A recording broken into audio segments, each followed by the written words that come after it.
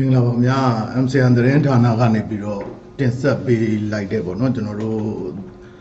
newsroom အစီအစဉ်ကနေပြီးတော့ကြိုဆိုလိုက်ပါတယ်ခင်ဗျကျွန်တော်တို့အနေနဲ့ပေါ့နော်အခုလိုကာလမျိုးတွေမှာဒီ newsroom အနေနဲ့ပဲကျွန်တော်တို့ပြည်တွင်းပြည်ပသတင်းမီဒီယာတွေကနေပြီးတော့ဖော်ပြနေကြတဲ့အကြောင်းအရာတွေကိုတင်ဆက်ပေးနေရတဲ့အခြေအနေမျိုးတွေလည်းရှိနေတာဖြစ်ပါတယ်ခင်ဗျဆိုတော့ဒီကနေ့ညမှာကျွန်တော်တင်ဆက်ပေးသွားမယ့်အစီအစဉ်တဲမှာဆိုလို့ရှိရင်တော့ပေါ့နော်အခုဖြစ်ပေါ်နေတဲ့ကျွန်တော်တို့အခြေအနေတွေတဲကပေါ့နော်ကျွန်တော်တို့ဒီ headline news တွေအနေနဲ့ဆိုလို့ရှိရင်တော့ပေါ့နော်ကျွန်တော်တို့ဒါတရုတ်ဆောင်လူမင်းအပါအဝင်ပေါ့နော်ကျွန်တော်တို့တရုတ်ဆောင်တွေကိုဝရန်ထုတ်ပြန်လိုက်တဲ့အကြောင်းပေါ့နော်ပြီးတဲ့အခါမှာဒီဖန်စီထိန်သိမ်းနာတွေခံထားရတဲ့သူတွေပေါ့နော်လက်ရှိအနေအထားမှာဆိုလို့ရှိရင်ကျွန်တော်တို့စုစုပေါင်း450ကျော်အထိရှိသွားပြီလို့ဆိုပြီးတော့နိုင်ငံရေးကျန်းမာရေးကူညီဆောင်ရှောက်ရေးအသင်း AAPP ကနေပြီးတော့ထုတ်ပြန်ထားတဲ့အကြောင်းပြီးတော့ဒီသတင်းမီဒီယာကောင်စီအဖွဲ့ဝင်15ဦးပေါ့နော်ဒါဝန်တွေကနေပြီးတော့နှုတ်ထွက်ခဲ့ကြတဲ့သတင်းပြီးတော့သတင်းထောက်တွေကိုပေါ့နော်ချိန်ချောင်းနေတာတွေကိုပေါ့နော်ဟိုနိုင်ငံတကာသတင်းစာဆရာအဖွဲ့ IFJ ကနေပြီးတော့ရှုံချလိုက်တဲ့အကြောင်းစတဲ့သတင်းတွေကိုကျွန်တော်တင်ဆက်ပေးသွားဖို့ရှိနေတာဖြစ်ပါတယ်ခင်ဗျဆိုတော့ပထမအဆုံးအနေနဲ့ပေါ့နော်ကျွန်တော်တင်ဆက်ပေးရမယ်ဆိုရင်တော့ဒီမန္တလေးမြို့မှာပေါ့နော်ပြီးခဲ့တဲ့နိုင်ပိုင်းကပဲကျွန်တော်တို့ဒီစုပူမှုတွေကိုဖြိုခွင်းတဲ့ဖြစ်စဉ်တရဖြစ်ပေါ်ခဲ့တာကိုလည်းကျွန်တော်တို့လူမှုကွန်ရက်မီဒီယာတွေပေါ်မှာတိုက်ရိုက် live အနေနဲ့ထုတ်လွှင့်ခဲ့ကြတဲ့ video file ကိုလည်းကျွန်တော်တို့တွေ့ရပါတယ်ဗျအဲ့ video file ကိုဦးဆုံးအနေနဲ့ကျွန်တော်ဟိုကြည့်ကြရအောင်ပါဗျကျွန်တော်လည်းအတူတူပေါ့နော်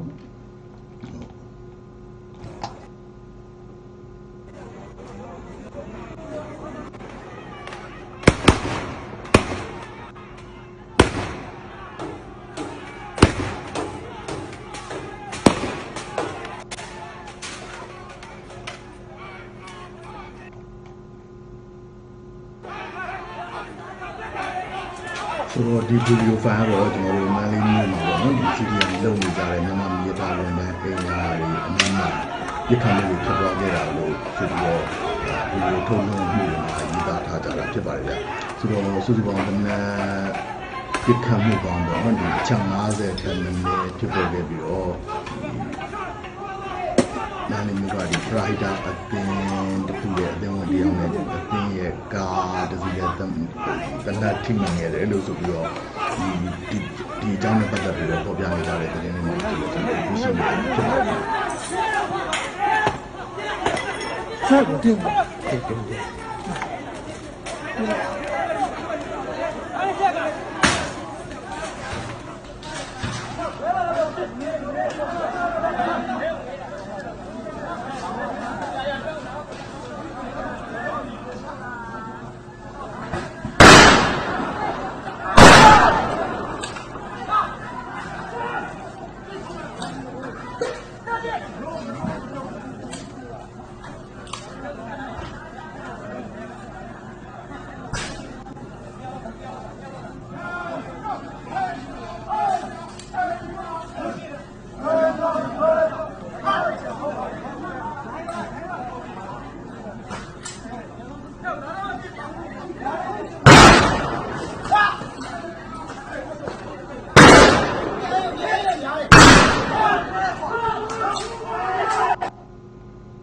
ဟုတ်ကဲ့ပါဗျဆိုတော့ကျွန်တော်တို့လည်းပေါ့နော်ဒီရရှိတဲ့အချက်အလက်တွေကိုဒါစူးစီးပြီးတော့တင်ဆက်ပေးနိုင်ဖို့အတွက်ကျွန်တော်လည်းညနေပိုင်းလောက်မှာစပြီးတော့ပြင်ဆင်ရတာဖြစ်ပါတယ်ဗျအခုလိုအစီအစဉ်မျိုးတွေကိုကျွန်တော်တို့တင်ဆက်တဲ့အခါမှာအဓိကအပြင်တော့သတင်းတွေစူးစီးရတဲ့အချိန်ပေါ့နော်အဲ့ဒါလည်းတယောက်တည်း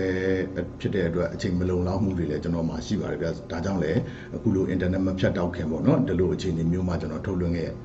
လိုက်ရတာလည်းဖြစ်ပါတယ်ဗျဆိုတော့နောက်ထပ်ကျွန်တော်တို့တင်ဆက်ပေးသွားမယ့်သတင်းကတော့ကျွန်တော်တို့ဒီတရုတ်ဆောင်လူမင်းပါဝင်ပေါ့နော်ကျွန်တော်တို့ပြည်တီဦးနဲ့ဒီအနုပညာရှင်6ဦးကိုဖန်ဝရန်ထုတ်ပြန်လိုက်တဲ့အကြောင်းတမတော်သတင်းမှန်ပြန်ကြားရေးအဖွဲ့ကနေပြီးတော့ဟိုထုတ်ပြန်ခဲ့ပါတယ်ဗျဆိုတော့ဒီတမတော်ရေပေါ့နော်အာနာသိန်းနဲ့လုံရက်ကိုစန့်ကျင်တဲ့အကြောင်းပြည်သူတွေနဲ့အတူကန့်ကွက်ဆန္ဒပြနေကြတဲ့အနုပညာရှင်6ဦးကိုပေါ့နော်ဒီဖန်ဝရန်ထုတ်ပြန်လိုက်တာလည်းဖြစ်ပါတယ်ဗျအဲ့ထဲမှာဆိုလို့ရှိရင်တော့တရုတ်ဆောင်လူမင်းပြီးတော့တရုတ်ဆောင်ပြည်တီဦးဒါရိုက်တာ Y Naji, go Naji Biro, go Pone Asuro, Nagaro, Chau, go Power and Topian like the Jambono, Fifuarila, Sakoni, and Imavajina get up Japare, Arigina, Jago solution of one, Yaniba, and the Rematodung and Bono, Genorunya, Ubain Loga. Ari the Rentobian Jagule, the Reman Pianjai, Poegani Bilobono, Pian Bilo Piocha, Target Amu, General Dria, Ari Lumuri, Generuma, Dai Sciences, Murio, a JJ Impam, General Bian Lower Amuri Shibaribia. So the rotary solution or Eddie Tempo, Jojamu, don't you Bilobono, the Nangan and Subu Sanabjala, Lows of Beni to the Lu, Subiole, Sosoetara, Piabaribia, the Nubinashin, Chua, so in the Shisashin in a Bolen Lu, Poesine, Bubam Bilobono, the Anapizan Lu. Biosu Ame CDM, Lurulo Shamurema, Pawanide, Soya Wandani Drobono, Sawuni, SMG9, which is Taubandar Lonely the Lumio, the Sanabia Borima solution, the Siana, the appear Biabo, General Sanchen, Kankwa, Pugule, Usam, your Hobioni Jarare, Pibarakmia. So, Ari Chini Murile, Shire Jangu General. The RFA about one on the Rentana Adi Male Popiani Jara General Duya. Now,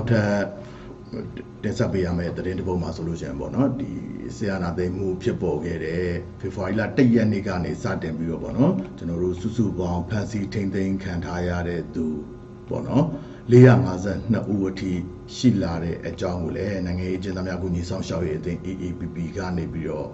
Fifoila, Sachau Yanni. Yes, I never want to Jinaja sound Topian Hara, General Duya. Durute Gabono, Ari Liang Azan Urem Gabo, Don't Uro,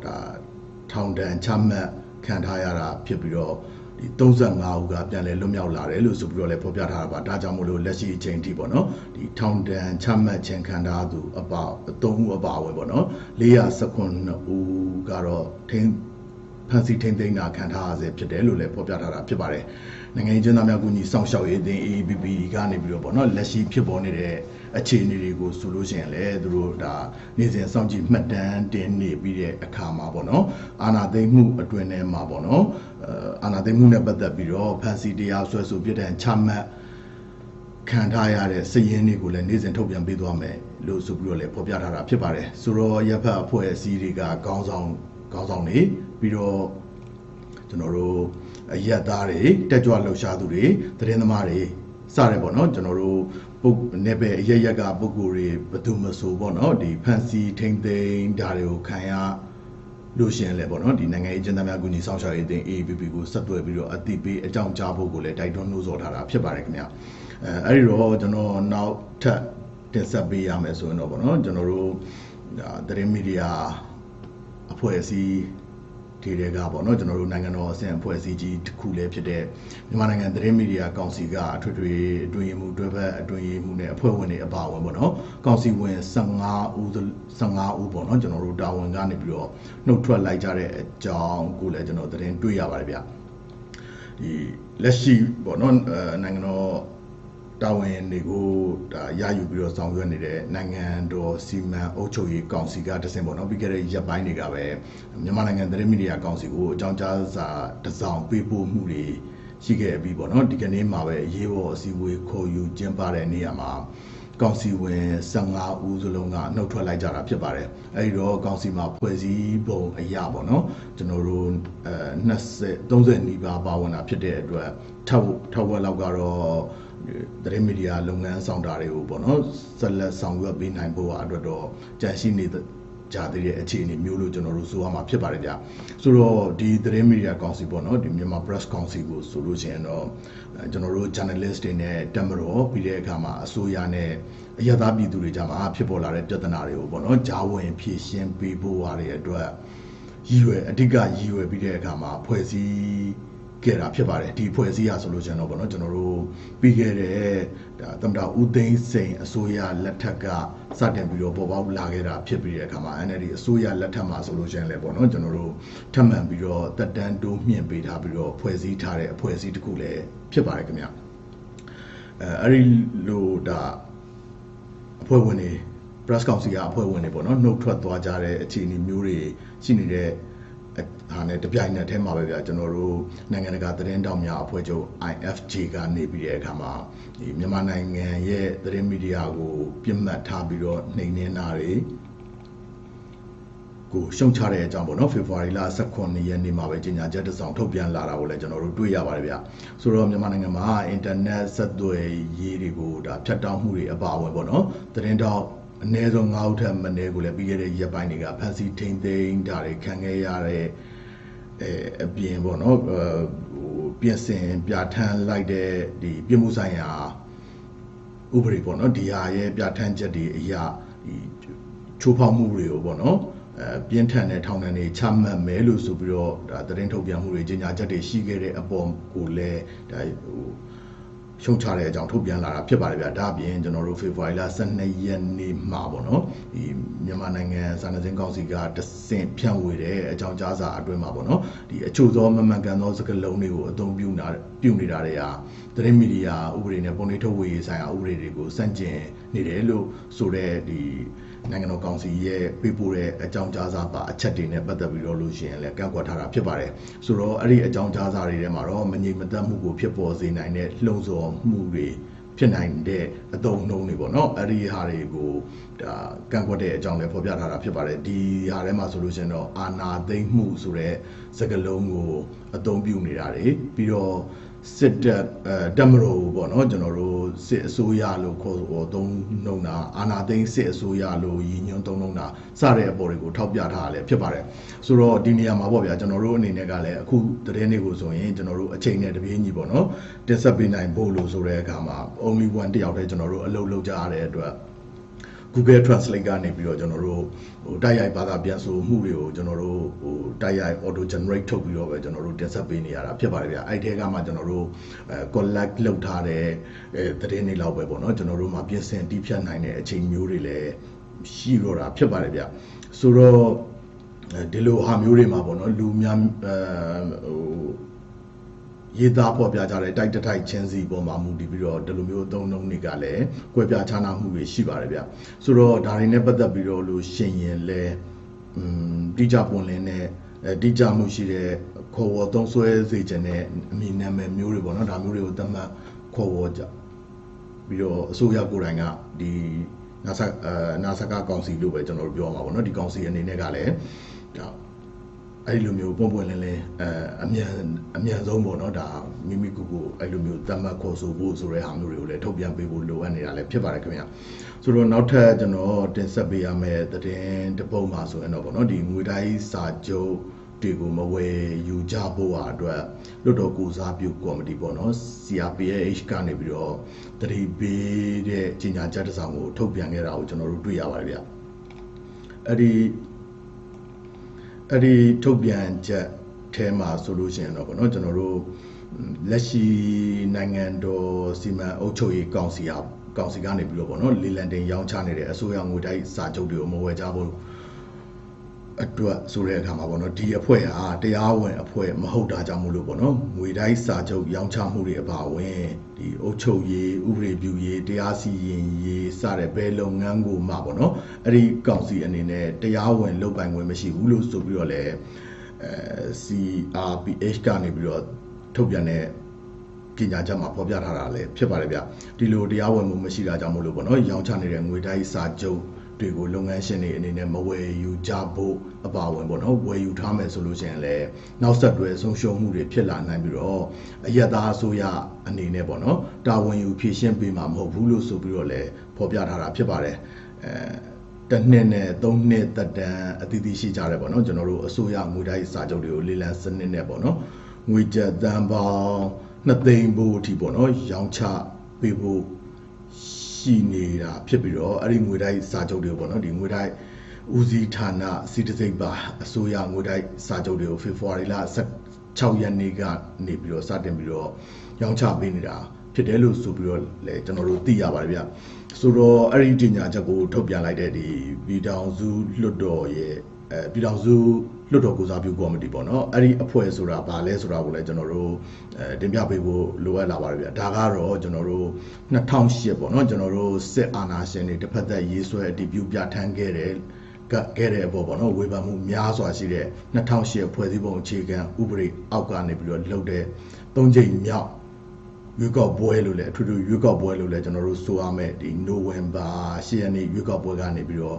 ့အနိုင်ရရှိခဲ့တယ်ပေါ့နော်မြို့သားဒီမိုကရေစီအဖွဲ့ချုပ် NLD ပါတီကလွတ်တော်ကိုယ်စားလှယ်အများဆုံးနဲ့ဒါစုဖွဲ့ထားတာဖြစ်ပြီးတော့အဲ့ဒီကကိုယ်စားလှယ်တွေကပေါ့နော်ဒီပြည်ထောင်စုလွတ်တော်ကိုစားပြုကော်မတီ CRPH ကိုဖွဲ့စည်းထားတာဖြစ်ပါတယ်ဒီကော်မတီကနေပြီးတော့ကျွန်တော်တို့တမတော်ကဖွဲ့စည်းဆောင်ရွက်နေတယ်ပေါ့နော်နိုင်ငံတော်စီမံအုပ်ချုပ်ရေးကောင်စီကိုအတိမတ်မပြုတဲ့အကြောင်းနဲ့ကောင်စီကထုတ်ပြန်တဲ့အမိန့်ညွှန်ကြားချက်တွေကိုမလိုက်နာကြဘူးလို့ဆိုပြီးတော့လည်းထုတ်ပြန်ကြေညာထားတာဖြစ်ပါတယ်ဒါကြောင့်ဒီ CRPH ကော်မတီဝင်တွေအားလုံးကိုပေါ့နော်ကျွန်တော်တို့နိုင်ငံတော်အကြီးအကျယ်ပြည့်စုံမှုပုံမှန်9နဲ့လည်းဒီကျွန်တော်တို့ဒီနိုင်ငံတော်စီမံအုပ်ချုပ်ရေးကောင်စီဘက်ကနေပြီးတဲ့အခါမှာတရားစွဲဆိုမှုတွေလည်းရှိခဲ့တာဖြစ်ပါတယ်ခင်ဗျအဲ့ဒီတော့လက်ရှိအခြေအနေထိမှာဆိုလို့ချင်းလဲပေါ့နော်ဒီ CRPH အဖွဲ့ဝင်တွေရဲ့ပြောကြားမှုတွေနဲ့ပတ်သက်ပြီးတဲ့အခါမှာဆိုရင်လည်းကျွန်တော်တို့မြို့သားဒီမိုကရေစီအဖွဲ့ချုပ်ရဲ့တရားဝင်ကျွန်တော်တို့လူမှုကွန်ရက်စာမျက်နှာလို့လည်းကျွန်တော်တို့ယုံကြည်ရလောက်တဲ့ဒီ Facebook လူမှုကွန်ရက်တွေကနေပြီးတော့ထုတ်လွှင့်မှုတွေလည်းရှိခဲ့တာဖြစ်ပါတယ်ဗျအဲ့ဒီထုတ်လွှင့်တဲ့ရုပ်သံဗီဒီယိုဖိုင်တွေကပေါ့နော်ကျွန်တော်တို့ဒီ CRPH ရဲ့တရားဝင်မှုတွေနဲ့ပတ်သက်ပြီးတဲ့အခါမှာဒီကော်မတီဝင်ရွေးကောက်တဲ့မြောက်ခံလွှတ်တော်ကိုယ်စားလှယ်တွေရဲ့ပြောကြားချက်တွေကဘယ်လိုတွေရှိနေတယ်လဲဆိုတာကိုလည်းကျွန်တော်တို့အခုလိုမျိုးကျွန်တော်နဲ့အတူတူကြည့်ကြရအောင်ပါဗျာဒါကတော့ကျွန်တော်တို့ရန်ကုန်တိုင်းဒေသကြီးပေါ့နော်တန်လင်းမြို့နယ်ပြည်သူ့လွှတ်တော်ကိုယ်စားလှယ်ဖြစ်တဲ့ကိုလွန်ကိုလက်ကနေပြီးတော့သတင်းမီဒီယာတစ်ခုနဲ့ဆက်သွယ်မေးမြန်းအောင်ပေါ့နော်အဲ့ဒီတရားဝင် page လို့ယုံကြည်ရလောက်တဲ့ page ကနေပြီးတော့ပြန်တင်ဆက်ထုတ်လွှင့်ထားတာကိုကျွန်တော်တို့အခုလိုမျိုးတွေ့ကြရမှာဖြစ်ပါတယ်ဗျဒီကော်မတီကိုဖွဲ့တဲ့ဟာပေါ့နော်ဟိုပထမဆုံးကျွန်တော်တို့ကပြည်တွင်းတရားဝင်မှုပေါ့ဒါကတော့သိအများကြီးပြောစရာမလိုဘူးကျွန်တော်တို့ဒီကော်မတီကိုဖွဲ့လိုက်တဲ့အခါမှာအားလုံးကိုယ်စားလှယ်လွှတ်တော်ကိုယ်စားလှယ်388ဦးပေါ့အခုဆိုရင်ကျွန်တော်တို့ကြားပါတီကကိုယ်စားလှယ်တဦးရဲ့နောက်ပြီးတော့တအန်းပါတီကနေကိုယ်စားလှယ်တဦးရဲ့ပေါင်းတော့ကျွန်တော်တို့လွှတ်တော်ကိုယ်စားလှယ်388ဆိုအခုဆိုရင်ကျွန်တော်တို့380လောက်ရှိသွားပြီပေါ့နော်ဒီဟာနဲ့ကျွန်တော်တို့ကဒီကော်မတီကိုဖွဲ့ထားတာဖြစ်တဲ့အတွက်ကြောင့်မို့လို့ကျွန်တော်တို့ရဲ့ဒီတရားဝင်မှုကတော့ဟိုပြောစရာမလိုပါဘူးဒါပြည်သူလူထုပေးထားတဲ့ဒီကောက်ပေါ်ရလက်ပေါ်မှာခြေပြုထားတာဖြစ်ပါတယ်အဲ့တော့နိုင်ငံတကာနဲ့ဆက်ဆံတဲ့အခါမှာလည်းပဲဟိုကျွန်တော်တို့အဓိကတက်ဆက်နေတဲ့နိုင်ငံတော်တော်များများကလည်းပဲဒီကျွန်တော်တို့စဖြစ်ကနေကဒီသမ္မတဦးဝင်းမြင့်ဆောင်တဲ့အစိုးရကသာတရားဝင်အစိုးရဖြစ်တယ်ဆိုပြီးကျွန်တော်တို့အားလုံးကိုစာပို့ထားပါတယ်အဲ့လိုစာပို့ပြီးတဲ့နောက်ပိုင်းမှာနိုင်ငံတကာတန်နေတော်တော်များများပေါ့တော်တော်များများကျွန်တော်တို့နဲ့ချိတ်ဆက်ဆောင်ရွက်လာတာရှိတယ်နောက်ပြီးတော့ဒီကမ္ဘာကုလသမဂ္ဂရောနောက်ပြီးတော့ဒီ UN Security Council ဘက်တွေလည်းကျွန်တော်တို့ဟိုချိတ်ဆက်ဆောင်ရွက်နေမှုတွေရှိပါတယ်နောက်ပြီးတော့ဒီပြီးခဲ့တဲ့ဒီကုလသမဂ္ဂလူ့ခွင့်ရေးနဲ့ပတ်သက်တဲ့အထူးစည်းဝေးဆိုလို့ရှိရင်လည်းကျွန်တော်တို့ကော်မတီကနေပြီးတော့မြန်မာနိုင်ငံနဲ့ပတ်သက်တဲ့ဒီပန်ကြားစာတစောင်ကိုပေးခဲ့ပြီးတော့ဗြိတိန်တပ်မှကနေပြီးတော့ကျွန်တော်တို့ကိုစားဖတ်ပြီးပေးခဲ့ပါတယ်ဒါကနိုင်ငံတကာမှာရှိနေတဲ့ဒီနိုင်ငံတကာအဖွဲ့အစည်းတွေကကျွန်တော်တို့ CRPH ကိုသူတို့ကိုစားပြုတဲ့အကြောင်းပေါ့နော်သူတို့လက်ခံတဲ့အကြောင်းကိုသူပြတာခိုင်မာတဲ့တက်တည်ပဲဖြစ်ပါတယ်ဟုတ်ကဲ့ဗျာဒါကတော့ကျွန်တော်တို့ CRPH အဖွဲ့ဝင်တူလည်းဖြစ်တယ်လို့ပေါ့နော်ကျွန်တော်တို့ရွေးကောက်တဲ့မြောက်ခံမြို့သားဒီမိုကရေစီအဖွဲ့ချုပ်ရဲ့ရွေးကောက်တဲ့မြောက်ခံလွှတ်တော်ကိုယ်စားလှယ်တူလည်းဖြစ်တဲ့ကိုလွန်ကိုလက်ပြောကြားထားတဲ့ရုပ်သံဗီဒီယိုဖိုင်ကိုကျွန်တော်တို့တွေ့ခဲ့ကြရတာဖြစ်ပါတယ်ဗျအဲ့ဒီတော့ဒီအဖွဲ့ရဲ့ဆောင်ရွက်မှုတွေဟိုဒါတွေနဲ့ပတ်သက်ပြီးတော့လို့ရှိရင်လည်းဟိုပြောကြားထားတဲ့ရုပ်သံဗီဒီယိုဖိုင်အချိန်ကာလကအချိန်စုပေါင်းကကျွန်တော်တို့15မိနစ်ကျော်18မိနစ်လောက်ရှိတာဖြစ်ပါတယ်ဗျဆိုတော့အဲ့ဒီအပြည့်အစုံကိုတော့ကျွန်တော်နောက်နေ့တွေမှာလည်းဖြည်းဖြည်းချင်းနဲ့ကျွန်တော်ထည့်သွင်းပြီးတော့ဖော်ပြပေးသွားမှာဖြစ်ပါတယ်ခင်ဗျအဲ့ဒီတော့အခုလိုမျိုးပေါ့နော်ကျွန်တော်တို့ဒါထုတ်ပြန်ကြေညာလာတဲ့ CRPH ကိုဆိုလို့ရှိရင်လည်းလက်ရှိကျွန်တော်တို့နိုင်ငံတော်စီမံအုပ်ချုပ်ရေးကောင်စီကနေပြီးတော့ဆိုလို့ရှိရင်လည်း905နေပေါ့နော်ဒါနိုင်ငံတော်ကြီးညိုပြည့်စုံမှုနဲ့လည်းတရားစွဲဆိုမှုတွေရှိနေတာဖြစ်ပါတယ်ခင်ဗျအဲ့ဒီတော့ကျွန်တော်တို့ဒီကနေ့မှာပဲပေါ့နော်ဟိုနိုင်ငံတကာရဲ့သတင်းမီဒီယာတွေကနေပြီးတော့ထုတ်လွှင့်ခဲ့ကြတဲ့မြန်မာနိုင်ငံဆိုင်ရာ သတင်းတွေကိုကျွန်တော်ကိုပြန်လည်ပြီးတော့ထုံနှုတ်ပြီးတော့ highlight အနေနဲ့ကျွန်တော်တင်ဆက်ပေးသွားမှာဖြစ်ပါတယ်ဗျအဲ့ဒီတော့ပထမဆုံးအနေနဲ့ကျွန်တော်တင်ဆက်ပေးရမယ်ဆိုရင်တော့ဗောနော်ကျွန်တော်တို့ဒီထောင်ပေါင်းများစွာသောမြန်မာပြည်ကအာဏာသိမ်းမှုကိုစန့်ကျင်တဲ့စန္ဒပြပွဲတွေကဗောနော်ရန်ကုန်မြို့မှာရှိတဲ့ဒီလမ်းမတွေအားလုံးကိုပိတ်ဆို့သွားစေခဲ့တယ်လို့ဆိုရဲ headline နဲ့ဗောနော်ကျွန်တော်တို့ BBC Worldwide ကနေပြီးတော့ special report အနေနဲ့ပြီးခဲ့တဲ့နိုင်ပိုင်းကပဲထုတ်လွှင့်သွားတာကိုကျွန်တော်တို့တွေ့ရပါတယ်ဗျအဲ့ဒီထုတ်လွှင့်ချက်အပြည့်အစုံကိုဆိုရင်တော့ဗောနော်ကျွန်တော်တို့ကျေးဇူးပြုပြီးတဲ့အခါမှာတက်နိုင်တဲ့လောက်စူးစမ်းပြီးတော့ပဲအင်္ဂလိပ်လိုကိုလိုက်ပြီးတော့နားထောင်ကြဖို့ဗောနော်ကျွန်တော်လည်းနားထောင်လို့ရတဲ့ထက်ကကြားရတဲ့လောက်ဘာသာပြန်လို့ရတဲ့လောက်လည်းကျွန်တော်ပြောပြပေးသွားပါမယ်ဗျနော်ကျွန်တော်လည်းအတူတူကြည့်ကြရအောင်ပါဗျဟုတ်ကဲ့Well, large crowds have been gathering again on the streets of Myanmar's commercial capital, Yangon, as they protest against the military authorities who seized power just over 2 weeks ago. A nationwide civil disobedience campaign has been underway since the overthrow of Aung San Suu Kyi's government. People taking to the streets and civil servants also being urged to strike. They hope that the turnout today will be the largest so far. That's just a day after Aung San Suu Kyi herself appeared in court via video link to face a further charge, this time of breaking national disaster law. Let's speak to our Southeast Asia correspondent, Jonathan Head, who's been monitoring all this from the start. Jonathan, it does look, I mean, the latest pictures we've seen are of really vast numbers gathering, but we do hear of confrontations with police as well. There have been some, David, nothing too serious yet. In other places, the police have been somewhat baffled by the tactics of the protest movement, as people have basically parked their cars to block roads, pulled their bonnets up and claimed that their cars are broken down. It's called the broken down car movement. That's to block the roads to try and stop people going to work and to stop the security forces from moving people in. I've seen policemen arguing with people, claiming that they can start their cars. I mean, this is taking place in lots of different bits of Yangon itself, with very large numbers of people gathering right in the centre of Yangon, but in at least 18 to 20 other towns and cities too. There are big protests in Naypyidaw, which is of course the military-built capital, the stronghold of the current government, and the heart of the civil service. And this is all about trying to stop government from functioning. The civil disobedience movement has sort of evolved, and it's a lot more organised now. You can see signs of that in the way that people are sort of sorting themselves out as they come into the city to try to stop people from going to work and to show that they won't go to work, in the hope of making the country ungovernable, at least making public services come to a halt. And I think this big showdown today, which is a direct response to the news that Aung San Suu Kyi was somewhat secretly and hastily put on trial yesterday, that's really sparked off a much bigger protest. They want a big show of strength to show their feelings. The military has constantly claimed that the reason for its coup was that the outgoing government lost its legitimacy because of its failure to investigate fraud. And what the protesters are showing is, look, we all voted for Aung San Suu Kyi in huge numbers last November, and we're going to come out and support her now that she's facing these rather ridiculous charges. Yeah, I mean, in terms of numbers, though, Jonathan, it feels like it's not just a momentum, it's almost like a tipping point, isn't it, at which you wouldn't want to be a union not coming out in support of all the others. Yeah, I think there'll be a lot of pressure on people not to go to work, and that's been the argument. The military has tried to claim that the civil disobedience movement is being driven by intimidation. I mean, that's not realistic. There is strong pressure on people not to go to work, and I've no doubt there is some intimidation, but the groundswell of anger about this coup, this sense of injustice, is really what's driving people. And this is the 12th day they've done these protests. It affects people's livelihoods. People are willing to sacrifice a great deal, including almost the collapse of health services in places, because it was doctors and medical workers who started this idea of non-cooperation with the military regime. Banking services have almost stopped functioning, so people are running out of cash. People are really going to suffer economically because of this protest, and yet the numbers are still very, very big. And I think that's a real problem for the military government. They've deployed a lot of soldiers. But you can't really try and corral protests when they don't have a central point of organisation. They're organised locally, and when they break out in so many different places. There's no real strategy at the moment from the government about how to contain this. And that feared,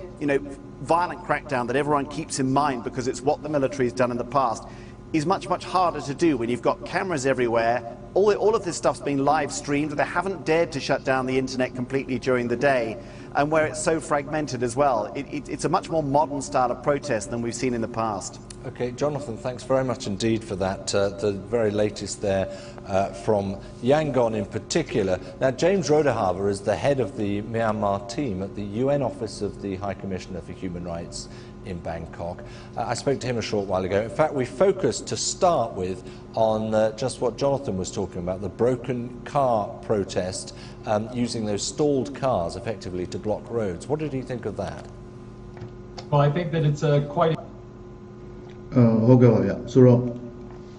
အဲ့ဒီလိုဒါကျွန်တော်တို့ထုတ်လွှင့်မှုတွေရှိခဲ့တာဖြစ်ပါတယ်ဗျဆိုတော့ BBC ရဲ့ဒီကနေ့ည special coverage အစီအစဉ်မှာဆိုလို့ကျွန်တော်တို့မြန်မာနိုင်ငံဆိုင်ရာကုလသမဂ္ဂအထွေထွေအတွင်းမှုချုပ်ရဲ့ထူးကိုယ်စားလှယ်ပေါ့နော်သူနဲ့တိုက်ရိုက်ဆက်သွယ်မေးမြန်းခန်းနေပေါ့နော်ဒီဟာမျိုးတွေကိုလည်းကျွန်တော်တို့တွေ့ရပါတယ်ဗျအဲ့ဒီတော့နောက်ထပ်တပုတ်အနေနဲ့ဆိုရင်ကတော့ပေါ့နော်ကျွန်တော်တို့လက်ရှိပေါ့နော်ကျွန်တော်တို့ဒါမြန်မာနိုင်ငံအတွင်းမှာပေါ့နော်သနာပြနေသူတွေရဲ့ပေါ့နော်ဆက်လက်ပြီးတော့ကျွန်တော်တို့ခုခံတဲ့အနေမျိုးနဲ့ပုံမှုပြီးတော့ဆောင်ရွက်လာတဲ့အခြေအနေတွေကြောင့်မို့လို့ပေါ့နော်ဒါအကြမ်းဖက်မှုတွေတိုးပွားလာနိုင်တယ်လို့ဆိုတဲ့ခေါင်းစဉ်နဲ့ဆိုလို့ရှိရင်လည်းကျွန်တော်တို့ဟိုကနေပြီးတော့ခဏနေပါအောင်တဲ့နာနာCNN ကနေပြီးတော့လည်းကျွန်တော်တို့ထုတ်လွှင့်မှုတွေရှိခဲ့တာဖြစ်ပါတယ်ဗျဆိုတော့လွန်ခဲ့တဲ့နိုင်ပိုင်းအလိုကပဲ CNN သတင်းဌာနကထုတ်လွှင့်ခဲ့တဲ့အစီအစဉ်ကိုဆိုလို့ရှိရင်လည်းအခုလိုမျိုးကျွန်တော်တို့တွေ့ကြရမှာဖြစ်ပါတယ်ဗျဆိုတော့ကျွန်တော်မှလည်းဒီဘက်က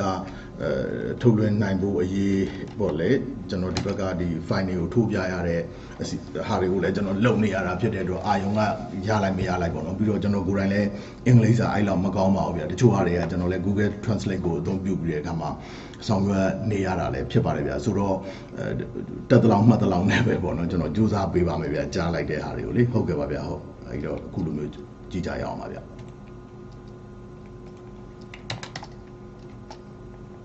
Welcome back. I'm Robin Koda. It's 21 minutes past the hour. Now, protesters in Myanmar are answering the call for a mass demonstration in the commercial capital of Yangon. You're looking here at live pictures, growing crowd.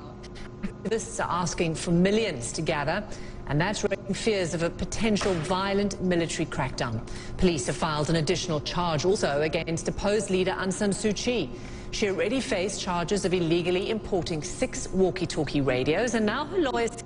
she's charged with violating a natural disaster law. Meanwhile, British Prime Minister Boris Johnson has blasted this new charge, saying it was, quote, fabricated by the military and is a clear violation of her human rights. And the US echoed that criticism. I think it's fair to say that we are disturbed by reports that the military has charged State Counsel Aung San Suu Kyi with additional criminal acts. As we have before, we call on the Burmese military to immediately release all unjustly detained civilian and political leaders, journalists, and human rights activists, and other members of civil society, as well as to restore the democratically elected government. As the president has said, the military's seizure of power is a direct assault on the country's transition to democracy and the rule of law. Well, I want to go straight now to Paula Hancock. Paula is in Seoul. Hi, Paula. It seems that every day that we've spoken, there's been another escalation, and it's certainly looking worrying now, these live pictures that we're getting from the streets of Yangon. Well, Robin, what we're seeing right now is the crowds starting to swell in Yangon. There are calls, as you said, by activists and by some members of the National League for Democracy to come out in support of the democratically elected government today, and also the fact that Aung San Suu Kyi had that very secretive trial yesterday, and another charge was added. Most of us and most on the streets were expecting her to have her trial today, this Wednesday. So certainly this seems to be the galvanizing galvanizing fact at this point for people to come out onto the streets. It is festive, it is peaceful. We've seen doctors coming outside of hospitals to show their support, and also an impressive turnout when you consider that they had once again in the third night in a row an internet shutdown. So despite that, people are still being galvanized by what has happened. But as you say, there are great concerns that there could be some kind of force being used by the security forces. We've heard this from the UN Special Rapporteur for Human Rights in Myanmar, Tom Andrews. He said that he is concerned that with this many people on the streets, that there could be potential for violence on a greater scale. Also, he said he's heard reports that troops have come in from outlying regions into Yangon itself, saying that when that has happened in the past, then that has led to some killings and some atrocities on the security forces side. And also there are concerns about the types of troops that are on the streets of Yangon at this point. It's not just the fear of seeing the armoured vehicles, but we understand that it is the light infantry division which has been accused of human rights abuses in the past. Human Rights Watch itself saying that they are conflict-ready infantry troops used to fighting against ethnic rebel groups in the jungles, in the mountains, and human rights groups saying that they have a very nasty reputation. So clearly there are a number of factors here that are joining together this Wednesday that do make people very concerned that there could be some kind of crackdown by the security forces. But it has to be pointed out at this point, the protests, they are large, yes, but they are peaceful. Robin? Okay, thanks for that. Paul Hancock's there. Of course, we'll continue to monitor all of these events in Myanmar. Thank you very much. For the protesters in Myanmar, there is a substantial risk, as Paula was saying. The military has shown its willingness to take harsh action against dissent, but with a fragile democracy at stake, the demonstrators remain defiant. Well, Clarissa Ward reports now on a turning point for the country. For weeks, the streets of Myanmar have been flooded as hundreds of thousands have come out to reject the military coup that overthrew the country's democratic government on February 1st. "We are one," these protesters chant. They are met with water cannons and rubber bullets, but still they hold their ground. Among them, teachers, lawyers, doctors, even monks. Part of a civil disobedience movement that aims to bring the country to a halt and put pressure on the military regime. Many flash three fingers, a symbol of defiance taken from the Hunger Games movies.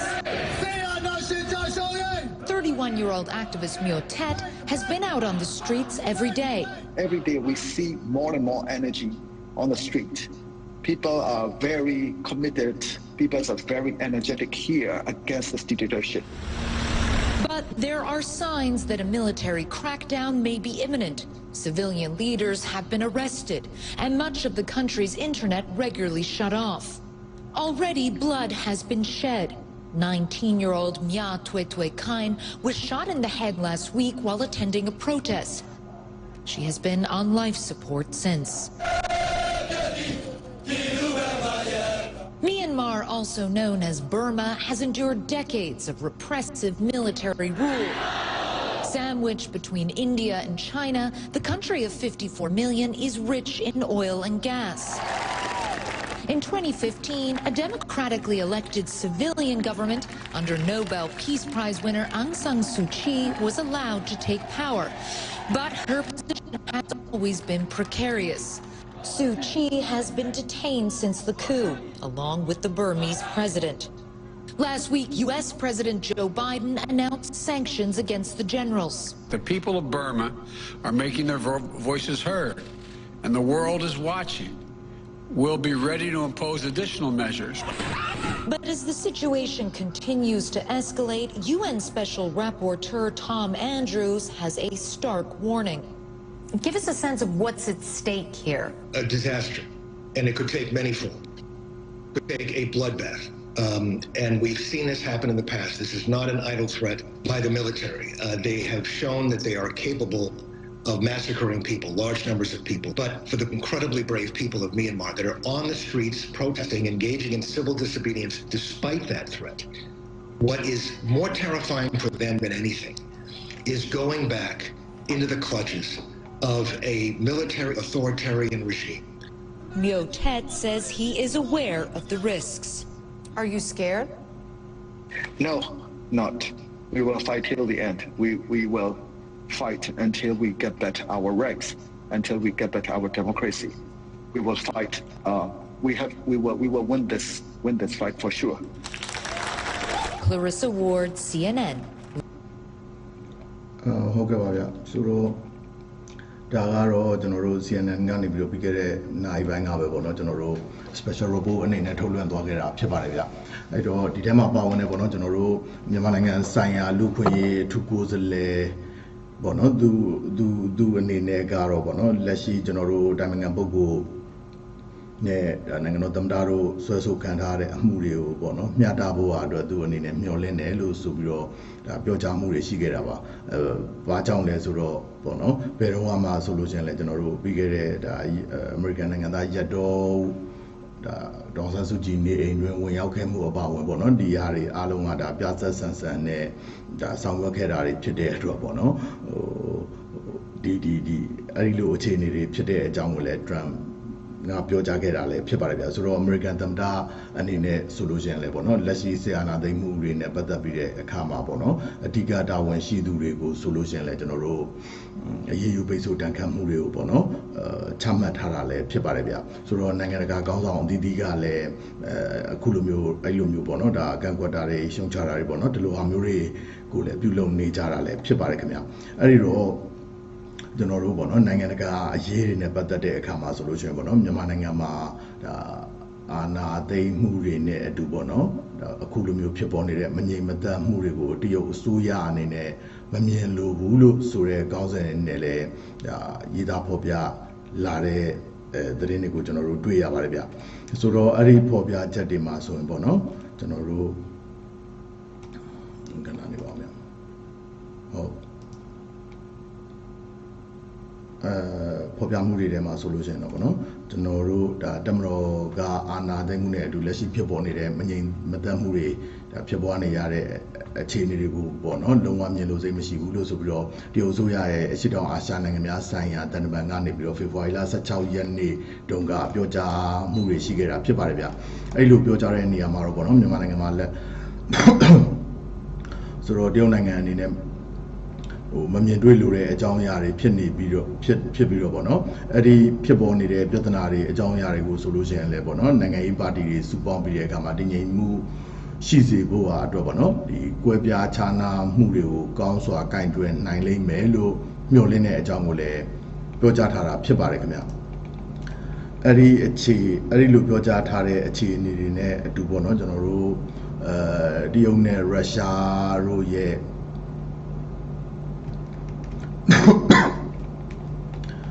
ကျွန်တော်တို့ဒီတန်ခင်းတမန်ငယ်ဆိုင်ရာအခြေအနေတွေပေါ့နော်ဒီဟာတွေကိုလည်းကျွန်တော်တလက်စားတယ်ပေါ့နော်ကျွန်တော်သုံးသပ်ပြီးတော့တင်ဆက်ပေးသွားပါအောင်မယ်ခင်ဗျအဲ့တော့ပြီးခဲ့တဲ့ပေါ့နော်ကျွန်တော်တို့အာဏာသိမ်းမှုဖြစ်ပေါ်ပြီးတဲ့နောက်ပိုင်းပြုလုပ်တဲ့ဒီကုလသမဂ္ဂလူ့အခွင့်အရေးကောင်စီရဲ့အရေးပေါ်ကြားနာမှုတွေထဲမှာပေါ့နော်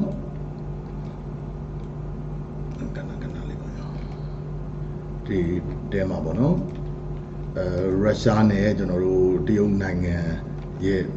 အမြဲတမ်းကိုယ်စားလှယ်တွေကနေပြီးတော့ပေါ့နော်ကျွန်တော်တို့လက်ရှိဖြစ်ပေါ်နေတဲ့အခြေအနေတွေဟာပေါ့နော်ပြည်တွင်းရေးသက်ဖြစ်တယ်လို့ဆိုတဲ့ခုခံမှုတွေလည်းရှိခဲ့တာဖြစ်ပါတယ်ဗျဆိုတော့အဲ့ဒီလိုမျိုးဖြစ်ရှိခဲ့ပြီးတဲ့နောက်ပေါ့နော်ဒါတရုတ်ဆိုရရဲ့အခုလိုမျိုးတုံ့ပြန်မှုဟာဆိုရင်ကျွန်တော်တို့နိုင်ငံတကာအတိုင်းဝိုင်းနဲ့နည်းနည်းကိုက်ညီမှုရှိတဲ့အခြေအနေမျိုးတွေပြောင်းလဲလာတယ်လို့ဆိုရဲလိလာသုံးသပ်မှုတွေကိုလည်းကျွန်တော်တို့တွေ့ရပါတယ်ခင်ဗျအဲ့တော့အဲ့ဒီလိုပြောင်းလဲမှုတွေဖြစ်ပေါ်လာရတာကဒါနောက်ွယ်မှာဘယ်လိုအကြောင်းအရာမျိုးတွေရှိနေမလဲဆိုတာကလည်းကျွန်တော်တို့စိတ်ဝင်စားဖို့ကောင်းလာပါတယ်ဗျခဏလေးပါ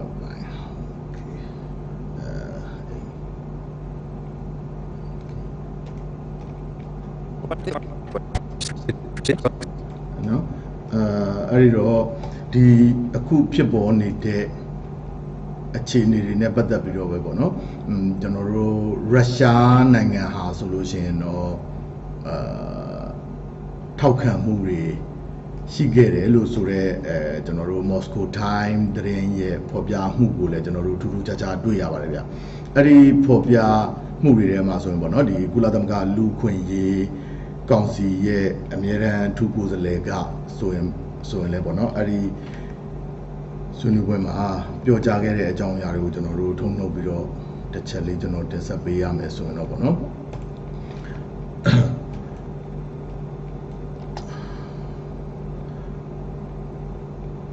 Поздравить вас всех с праздником тех, кто посвятил себя служению отстаиванию его интересов на арене, тех, кто готов трудиться, не считая своим потребностью дома и семьи, с радость непростым климатом сложной военно-политической обстановки. ဌာနကဖော်ပြထားတာပါအဲ့ဒီသတင်းတွေမှာပေါ့နော်ထပ်မံကူကားထားတာကတော့ဒီနီကီအေရှာသတင်းမဂ္ဂဇင်းရဲ့ဖော်ပြချက်အချို့ကိုဆိုရမှာပါအဲ့ဒီဖော်ပြချက်ဒီတဲမှာဆိုလို့ရှိရင်တော့ပေါ့နော်ကျွန်တော်တို့မြန်မာတပ်မတော်ရဲ့အကြီးအကဲဖြစ်တဲ့ဗိုလ်ချုပ်မှူးကြီးမင်းအောင်လှိုင်အားဆိုရင်ပေါ့နော်ကျွန်တော်တို့ခု Today signed a contract for Panzer S-1 air defense systems during Russian Defense Minister Sergei Shoigu's visit to the country. Aside of Panzer, Russia will also supply Orlan 10E reconnaissance drones and radar stations, Interfax reported today. In a recent interview, Russian Deputy Defense Minister Alexander Fomin hinted at the possibility of finalizing the deal. Russia has already delivered MiG-29 and Yak-130 aircraft, Mi-17 and Mi-24 helicopters to Myanmar. In the coming years, they may buy more aircraft, armored vehicles as well as Russian-made air defense systems, he told the local media. Myanmar has also ordered 6 Su-30 jets, delivery of which will be completed by the end of 2022.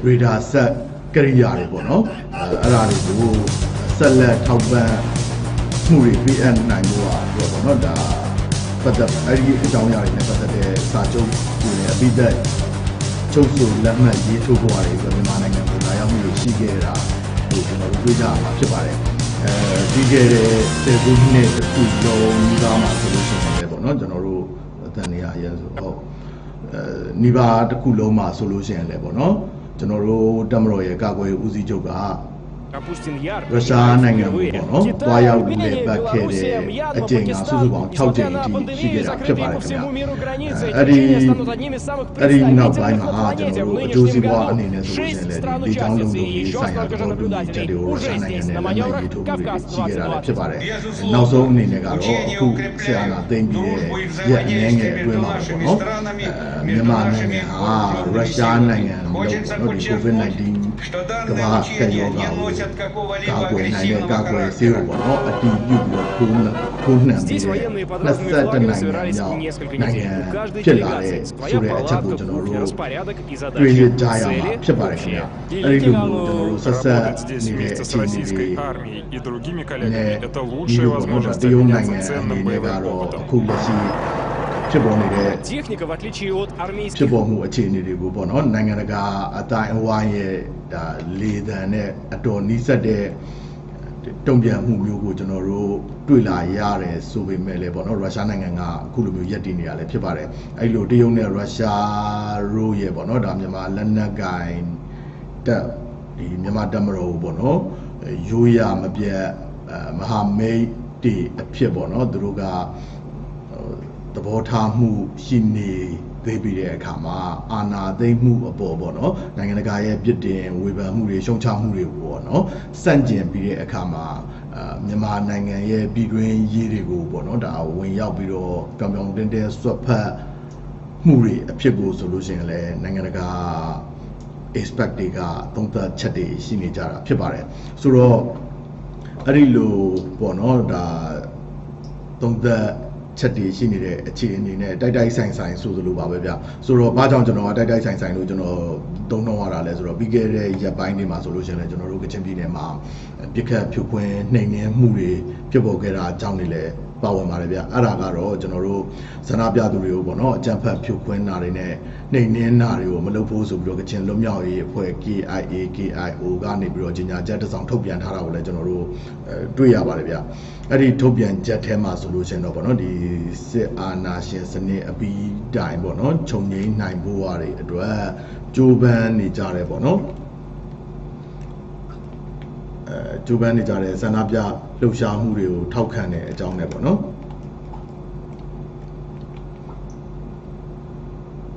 ဆန္ဒပြသူတွေကိုဒါပြစ်ခတ်နှိမ်နင်းတာတွေမလုပ်ဖို့မှန်ကန်တဲ့နည်းလမ်းနဲ့ဖြည့်ရှင်းဖို့ကိုလည်းဖော်ပြထားတာဖြစ်ပါတယ်အဲ့ဒီတင်ညာချက်ထဲမှာဆိုလို့ကျွန်တော်လက်ရှိဖြစ်ပေါ်နေတဲ့အခြေအနေတွေကိုပေါ့နော်ပုံမရှုပ်ထွေးစေမဲ့ကြံစည်မှုတွေမလုပ်ဖို့နဲ့ဖန်စီထိမ့်သိမ်းတာတွေကိုလည်းထပ်မလုပ်ဖို့ဆိုပြီးတော့ပန်ကြားထားတာဖြစ်ပါတယ်ဒါအပြင်ပြည်တွင်းပြည်ပအဖွဲ့အစည်းတွေရဲ့ပေါ့နော်သဘောထားပြီးတော့နိုင်ငံတကာရဲ့တိုက်တွန်းချက်တွေအိန္ဒိယနိုင်ငံတွေရဲ့အကြံပြုချက်တွေကိုလည်းတန်ဖိုးထားပြီးတော့ဖြည့်ရှင်းဖို့လိုတယ်လို့ဆိုပြီးတော့လည်းသဘောထားကြေညာချက်တစ်စောင်ထုတ်ပြန်ထားတာဖြစ်ပါတယ်ခင်ဗျအဲ့တော့ပြီးခဲ့တဲ့ရက်ပိုင်းတွေကအထိပေါ့နော်ဒီ KIO ဖွဲ့စည်းနေနဲ့ဒီလိုမျိုးအာဏာသိမ်းမှုဖြစ်ပေါ်ခဲ့တဲ့အပေါ်တစုံတရာပြောကြားတာမျိုးမရှိဘဲနဲ့အတန်စိတ်ပြီးတော့နေရတဲ့အဓိကအကြောင်းရင်း၃ရက်ရှိတယ်လို့ဆိုပြီးတော့လဲ The Diplomat magazine မှာပေါ့နော်သတင်းဌာနမှာဖို့ဒီကချင်ပြည်နယ်အခြေစိုက်နိုင်ငံရေးလေ့လာသုံးသပ်သူ sorry ပါကျွန်တော်နာမည်မေ့သွားလို့ပါဗျအဲ့ဒီပုဂ္ဂိုလ်တူရဲ့ဒါအင်္ဂလိပ်လိုရေးသားဖော်ပြချက်ကိုလည်းကျွန်တော်တို့တွေ့ခဲ့ရတာဖြစ်ပါတယ်ဗျအဲ့ဒါကတော့သူ KIO အနေနဲ့ပေါ့နော်ကျွန်တော်တို့2008ဖွဲ့စည်းပုံအခြေခံဥပဒေကိုလက်မခံတဲ့အတွက်အဲ့ဒီအခြေခံဥပဒေရဲ့ဘောင်ထဲကဖြစ်ပေါ်ဖွဲ့စည်းဆောင်ရွက်လာကြတဲ့ဒီကျွန်တော်တို့ NLD အစိုးရပဲဖြစ်စေပေါ့နော်လူထုအစိုးရကိုပဲနေသူတို့အနေနဲ့တရားဝင်မှုအတိအမှတ်ပြုမှုဘိုင်းမှာဒါလက်မခံနိုင်တဲ့အတွက်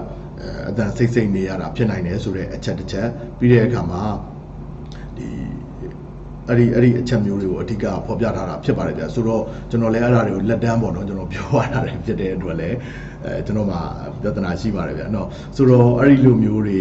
ရှိခဲ့ပြီးတော့အခုပေါ့နော်ဒီကြီးညာချက်ကိုထုတ်ပြန်လာတာဖြစ်ပါတယ်အဲ့တော့နောက်ထပ်ကျွန်တော်တင်ဆက်ပေးသွားဖို့လည်းအနေအချင်းကြံပါသေးတယ်ဗျအဲ့တော့ internet ကတနာရီထိုးရင်ပြတ်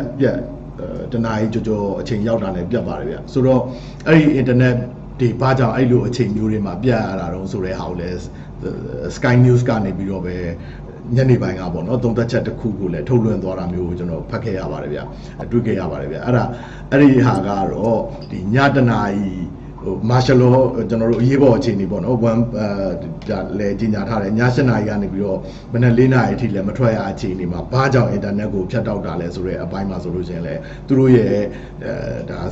ဆောင်ရွက်ချက်တွေလုံခြုံရေးတပ်ဖွဲ့ဝင်တွေရဲ့ဆောင်ရွက်ချက်တွေကိုမသိရှိစေလိုတဲ့ဟာကလည်းအချက်တစ်ချက်အနေနဲ့ပါဝင်စေသလိုဒီဆန္ဒပြမှုဥဆောင်ပြီးတော့ဆောင်ရွက်နေကြတဲ့သူတွေရဲ့ဒီ online ကတဆင့်ပြုလုပ်တဲ့ဆွေးနွေးမှုတွေပေါ့နော်ဒီဟာတွေကိုမဆောင်ရွက်နိုင်ဖို့အတွက်ရည်ရွယ်ပြီးတော့ဖြတ်တောက်တာတွေဖြစ်တယ်လို့ဆိုပြီးတော့လည်းနိုင်ငံတကာ expect တွေကိုကိုးကားပြီးတော့အဲ Sky News မှာဖော်ပြခဲ့တာတွေရှိပါတယ်ဗျာဆိုတော့ဟုတ်ပါတယ်ဗျာဒီဟာကပြည်သူတွေကိုကြောက်လန့်အောင်ချိန်ချောက်တာတို့ပေါ့နော်ပြီးတော့အဲ့ဒီလိုရည်ရွယ်ချက်မျိုးတွေထက်ပေါ့နော်သူတို့ရဲ့ဒါဆောင်ရွက်မှုတွေကိုမှတ်တမ်းတင်ထားတာတွေကိုခုနကတော့အဲ့လိုမျိုးတိုက်ရိုက်ထုတ်လွှင့်မှုတွေမပြုလုပ်နိုင်အောင်ပြီးတဲ့အခါမှာရေးယူသူတို့ရဲ့ဆောင်ရွက်ချက်တွေပေါ့နော်ဒီဟာမျိုးတွေကိုသွားဆောင်ရွက်ရမှာပေါ့နော်ဒီလူပုဂ္ဂိုလ်တွေဖန်ဆီးမှုတွေပဲဖြစ်ဖြစ်ဒီဟာမျိုးတွေကိုအပြင်ကိုပြန့်ထွက်မသွားအောင်လို့အတွက်အဲ့ဒီအခုအချိန်အနေတွေမှာလည်းဒီလိုမျိုးဖန်ဆီးရေးယူမှုတို့ဗာမျိုးတွေကိုဆောင်ရွက်လေ့ရှိတဲ့အတွက်ပေါ့နော်ဒါဒီရွယ်ချက်နဲ့လှုပ်ဆောင်ထားတာဖြစ်နိုင်တဲ့အခြေအနေမျိုးပါဗျာကျွန်တော်တို့အနေနဲ့ကတော့အခုထုတ်လွှင့်နေတဲ့အချိန်မှာအခမ်းအနားလာခေါက်ပြီးတော့ခေါ်သွားရင်လည်းလိုက်သွားရမယ်အခြေအနေမျိုးပါဗျာဒါကတော့ကျွန်တော်တို့ကဖြစ်ပေါ်နေတဲ့အခြေအနေတွေကိုနိုင်ရှင်သုံးသပ်နိုင်ဖို့အတွက်ဒါကျွန်တော်တို့တင်ဆက်ခြင်းဖြစ်ပါတယ်ကျွန်တော်တို့မှလည်းအင်မတန်မှဒါမျှမျှတတဖြစ်အောင်ကျွန်တော်တို့လည်းစူးစမ်းပြီးတော့တင်ဆက်နေရတာဖြစ်ပါတယ်ဗျာကျွန်တော်တို့ရဲ့ emotional တွေလည်းမပါဝင်အောင်ပေါ့နော်ဂရုပြုပြီးတော့ကျွန်တော်တို့မှတင်ဆက်ရပါတယ်ဗျာအပြောဆိုအသုံးအနှုန်းနေရာစအထူးဂရုစိုက်ရပါတယ်ဗျာအခုလိုအခြေအနေမျိုးတွေမှာလေဟုတ်ကဲ့ပါဗျာအဲ့ဒီတော့နောက်ထပ်ကျွန်တော်တို့တင်ဆက်ပေး